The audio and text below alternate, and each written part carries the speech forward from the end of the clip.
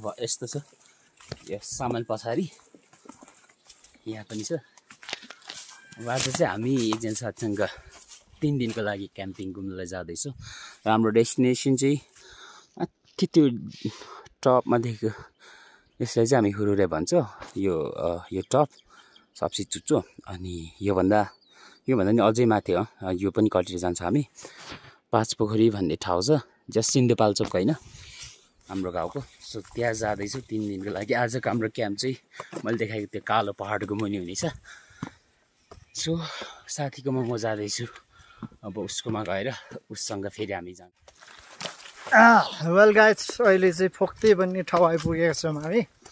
चट तल आएर अब डेस्टिनेसन टाढो छैन है, पुरै गुराँसको बोर्डर यता छ। अहिले यो चाहिँ अलि लेक पर्छ, घर छेउतिर भने सबै फुलिसक्यो होइन, यतातिर अलि फुल्ने बेला अलि भएको छैन, अलि लेक पर्छ। सो है अलि फुले छैन, नत्र सबै गुराँसकै बोट छ यता। एउटा दुईटा फुले छ यतातिर, भर्खर फुलिरहेको छ है।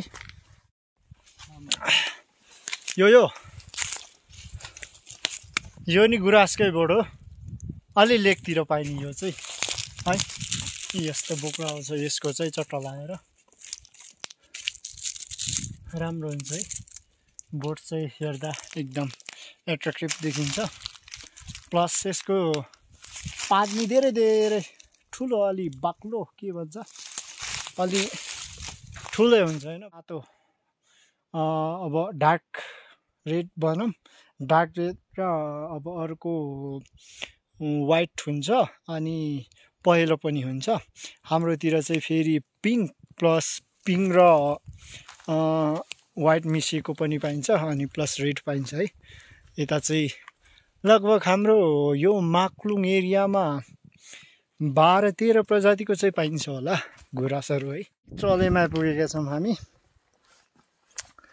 चट्ट लाएर देख्न सक्नुहुन्छ चल्यौँ। आफ्टर 6 to 7 आवर पछाडि बुङदेखि चलेमा आइपुगेका छौँ हामी है।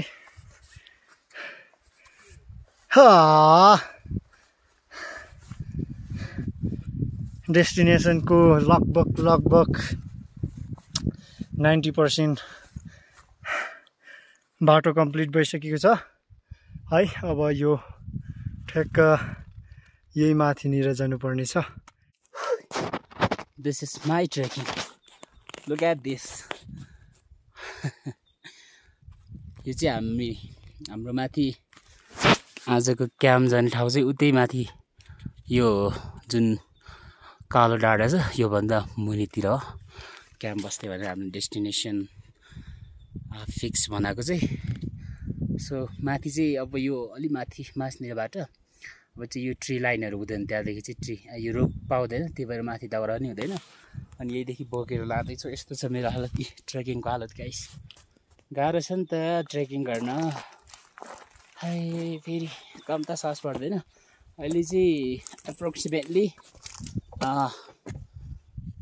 38 त्यति धेरै नहोला, 3600 अराउन्ड होला यहाँको उचाइ। अलिक चिसो पनि बढिसकेको छ। अलि माथि गएपछि यो रुख पनि हुँदैन। लगभग अन्तिम ट्री लाइन भनेको चाहिँ यही नै हो। यो पनि एक प्रकारको लाली गुराँसको प्रजाति नै हो। यो ठुल्ठुलो चाहिँ हुँदैन, यस्तै सानो मात्रै हुन्छ। भुटान हुन्छ यसको, अलि मासु भएपछि धुपीको भुटान हुन्छ। अनि यस्तो छ दाउरा। एकजना साथीले चाहिँ यहाँ अगाडि मेरो अगाडि दाउरा कलेक्सन गरिरहेको छ।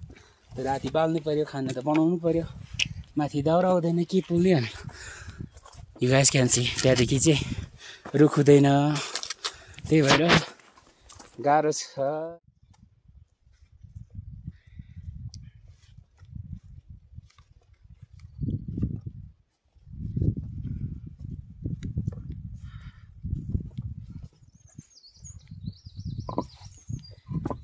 हेर्नुहोस् गाइस, क्याम्पिङ घरमा साथीहरूसँग प्लानिङ गर्दा मात्र रमाइलो हुने हो।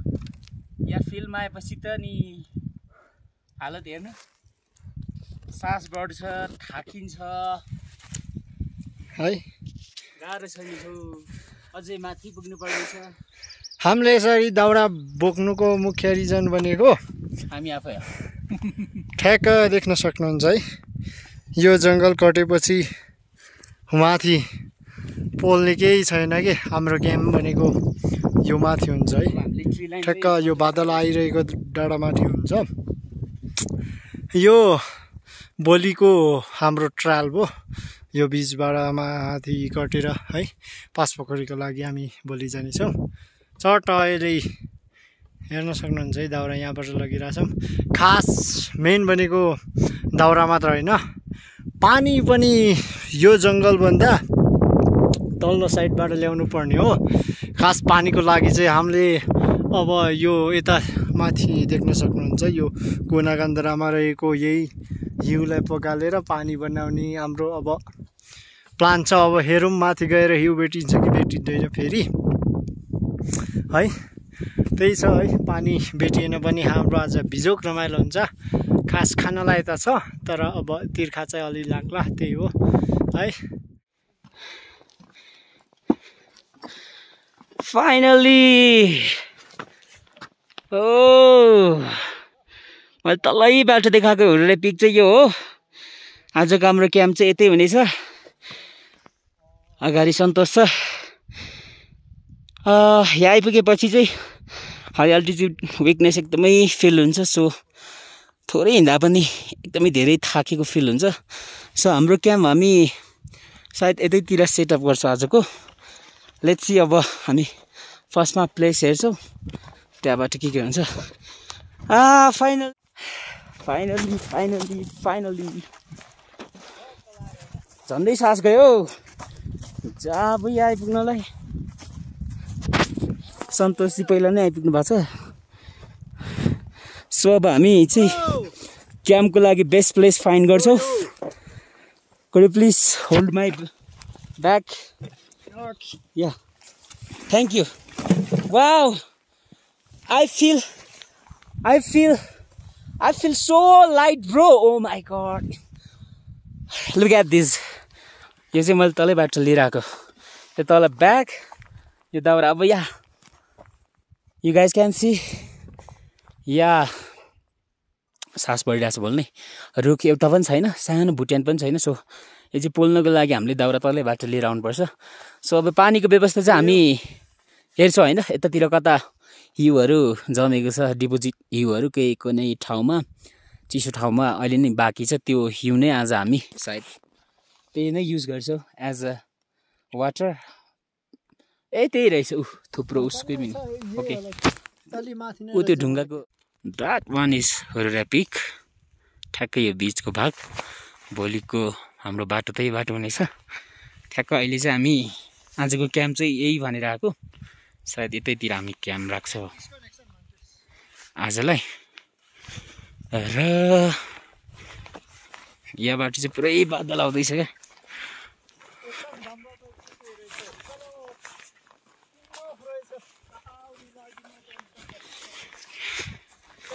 बादल आएको।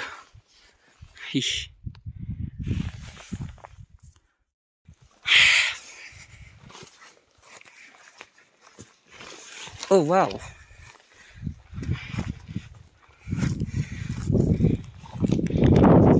आजको हाम्रो पानीको व्यवस्था चाहिँ यही हो।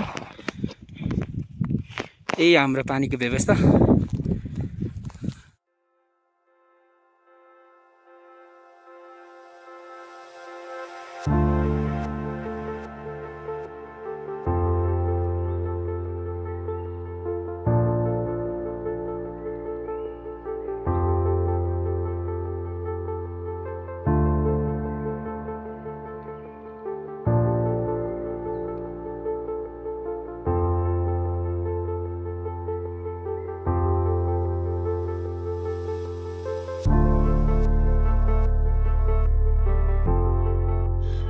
कम्प्लिट गरेर टेन्टको ठाउँहरू सबै बनाएर अब अहिले चाहिँ ठ्याक्कै यो खाना पकाइरहेको छु। अब पानी चाहिँ यस्तो, यो चाहिँ फ्रोजन आइस हो, फ्रोजन हिउँ हो।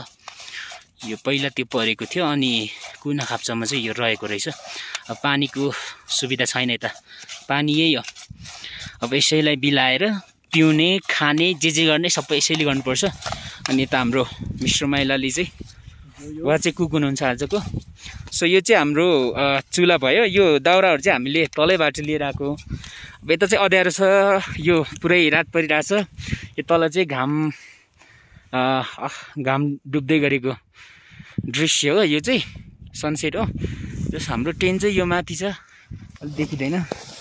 ल हाम्रो टेन्ट चाहिँ यो डाँडामा। यहाँ चाहिँ हामीले बेसमेन्ट बनाउनको लागि चाहिँ निकै टाइम लाग्यो। टाइम ल्याप्समा तपाईँले हेरि नै सक्नुभयो। तलबाट बेसमेन्ट बनाएर अनि माथिबाट चाहिँ हामीले यस्तो गरेको। जस्ट दामी देखिन्छ। ल हाम्रो यहाँ मासु पाक्दैछ, सुँगुरको मासु। राई कोसेरा भएपछि सुँगुरको मासु चाहिँ खानै पर्यो होइन। ल यो चाहिँ हाम्रो मासु। हाम्रो कुक चाहिँ उहाँ नै हुनुहुन्छ इन्टरनेसनल। हामी घुम्न जाने बेला सबैतिर कुक हाम्रो उहाँ नै हो। अलिक कम्फर्टेबल हुनुहुन्छ। सो यो जस्ट यो भोलि जाने डाँडा सबै कालो भइसक्यो। अँध्यारो चाहिँ केही देखिँदैन। रमाइलो भइरहेछ।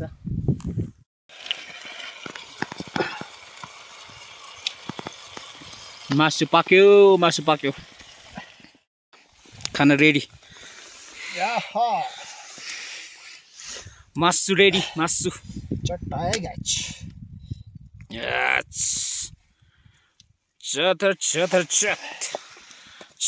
मासु रेडी। सुँगुर रेडी। खतन हो। सुँगुर रेडी। बाहिर धोले गुड। झर ए साप होला माइला। एकछिन थपे भइछु धुमला सचाङ मान है। आजको हाम्रो मेल यो चाहिँ चट्ट लाएर हामीले बाटैमा किनेर लिएर आएको। यो अचार चाहिँ हाम्रो घरदेखि ल्याएको होइन। बिच बाटोमा आउँदै गर्दा फेसबुकमा नि यसको एड देखेको थिएँ मैले। चट्ट लाएर होइन 200 को अलि योभन्दा डबल नै सानो थियो तर होइन त्यो अलि छिपेको रहेनछ। सो यसलाई 250 मा अलि चिनजान भएको दिदी हुनुहुन्थ्यो होइन पहिलेदेखि नै। सो उहाँले 250 मा दिनुभएको छ हामीलाई। अचार चट्ट लाएर होइन। रेडबुल छ, मासु छ होइन। यतिपछि के चाहियो? यतिपछि जङ्गलमा नि भात मिठो हुन्छ। अनि बस।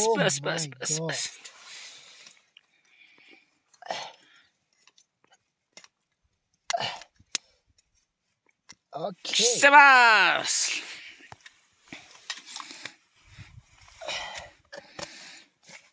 बडे टमाटर बस। Thank you.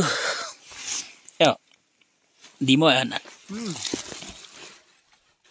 हो नि। आम्मामा यो काँचा आम पनि बिकेको ए खरा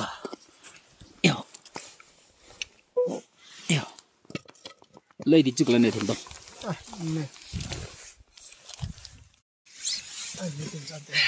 खानासाना भइसक्यो सबै कुरा फिट एन्ड फाइन। मासु र च्वाचेको मासु र चिउरा मजाले घिच्यो, धेरै घिच्यो। अनि जस्ट हाम्रो कुक चाहिँ हाम्रो माइला भाइ नै हुनुहुन्छ। So he cooked very tasty, एकदमै मिठो बनाउनु भयो। जस्ट कुक वा मैले मानेको हाम्रो टिममा मासु चाहिँ उहाँले पकाउनुहुन्छ, अरू चाहिँ खाएको छैन। उहाँकोमा हातबाट मैले मासु चाहिँ धेरै खाएको छु काठमाडौँमा। अरू नर्मल पनि मिठै बनाउनुहुन्छ। सो अब चाहिँ हामी गइराखेका छौँ। अब खाना जे जस्तो पकाए नि मिठो मानेर खाइदिनुहुन्छ उहाँले नि। मिठो छ खाना, धेरै धेरै धन्यवाद है। ठिक छ। अनि व्हाट अबाउट टुमरो? भोलिको लागि कस्तो प्लान छ? हाम्रो अब हामी कति बजे उठिन्छ होला? करिब सनराइजिङ हेर्ने गरी अब 5:30 यहाँ मोबाइलमा देखाएर होला कति टाइममा आउँछ भन्ने है। हामी सनराइज हेरेर चाहिँ खाजा खाजा खाएर चट्ट लाएर अब अन्डा छ, अन्डा उसिनेर पपाचुरा जति करिन ल्याएछौँ। करिनको चाउमिन बनाउने खाएर अब ब्रेकफास्ट बनाउन छोटो ब्रेकफास्ट खाएर होरहोरे डाँडा अराउन्ड 43 मिटरको यहाँको डाँडा कटेर पाँचपोखरी धाम जाने। त्यस पछाडि त्यहाँ पाँचपोखरी पनि अलि रोचक छ कि, अलि अब नामै अलि युनिक छ कि, एउटा बुढा एउटा बुढी अनि एउटा छोरा एउटा छोरी बुहारी अनि त्यस पछाडि एउटा गोठालो छ। त्यसको अलि माथितिर पाङ्रे पोखरी भन्ने पनि छ। त्यहाँसम्म हामी पुगेर आज यही बसेको ठाउँमा भोलि पनि फर्किन्छौँ हामी, अनि पर्सि चाहिँ तल जान्छौँ है। भोलिदेखि पनि ब्लगमा आउँदै हुन्छ। यहाँ सनराइजिङको टाइम हेर्ने हो भने चाहिँ है, सनराइजिङको टाइम चाहिँ यहाँ कति अहिले देखाइरहेछ भने सनसेट चाहिँ 6-7 PM मा रहेछ। सनराइजिङ चाहिँ कति भयो, सनराइजिङ पो आएन त नि, कहाँनिर थियो, यहाँतिर छ। सनराइज 6:03 AM रहेछ, सनसेट चाहिँ 6-7 PM मा रहेछ है। त्यही अनुसार हामी आफ्नो अब प्रिपरेसन गर्छौँ भनौँ न है। अनि जस पाँचपोखरी चाहिँ नर्मल्ली त्यहाँसम्म राम्रै बाटो छ, नर्मल्ली होइन एकदम राम्रो बाटो छ, ट्रेकिङको रुट पनि हो। र पाँचपोखरी चाहिँ अब हाम्रो गाउँघरमा दामको रूपमा नि हेर्छन्, अनि पूजा गर्नलाई एउटा सिजन नै हुन्छ, आउने गर्छन्। अनि जस पाङ्रे पोखरी चाहिँ which is not too much famous also as like Panchpokhari होइन। अनि त्यहाँ जानलाई चाहिँ बाटो पनि छैन, so we have to do find out ourselves route पनि हो।